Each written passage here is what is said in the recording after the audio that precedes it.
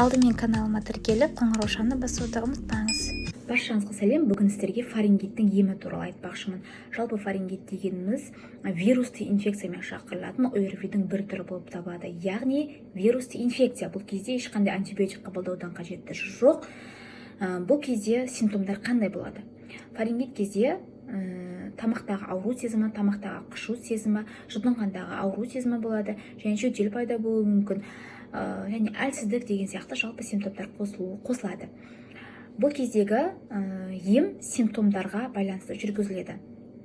Ең біріншіден, кез келген инфекциялық ауру кезде сұйықтықты жеткілікті мөлшерде ішу керек. Екіншіден, тамақты шаюымыз керек. Тамақты біз білеміз, сразу тамақты шай десе фурацилинге жүгіреміз. Фурацилинмен шаюдың мүлде қажеті жоқ, өйткені фурацилин антибиотик. Фурацилинмен шаймаймыз, бұл кезде антисептикалық ерітінділермен шаямыз. Яғни үй жағдайда жасалатын бұл кезде тұзбен шая берсеңіздер болады. Күніне 5-6 ретке дейін шайыңыздар. Одан кейін сосательный препараттарды соруға болады. Егер балаңыз 3 жасқа толған болса, сосательный препараттарды, яғни конфеттерді беруге болады. Аптекадағы мятный конфеттер бар, соларды соруға болады. Ал аяғы ауыр және де емізулі мамаларға, оларға фарингосепт деген аптекадағы препаратты соруға болады күніне 3-4 рет.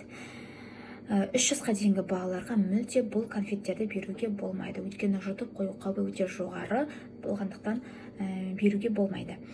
Келесі, жөтел пайда болуы мүмкін фарингит кезде. Сондықтан да бұл кезде жөтелге қарсы, яғни қақырық шығаратын препараттарды мүлде беруге болмайды. Өйткені бұл тамақтан болып жатқан жөтел болғандықтан бере алмаймыз ол препараттарды. Сондықтан да бұның емі көп мөлшерде сұйықтық ішу, тамақты шаю, сосательный препараттарды сору, және төртіншісі салқын нәрселерді жеу. Мысалы, балмұздақты жеуге болады. Йогурт салқындатып ішіңіз, немесе айранды ішуге болады. Осы салқын нәрселер тамақтағы ауру сезімін басып жеңілдетеді.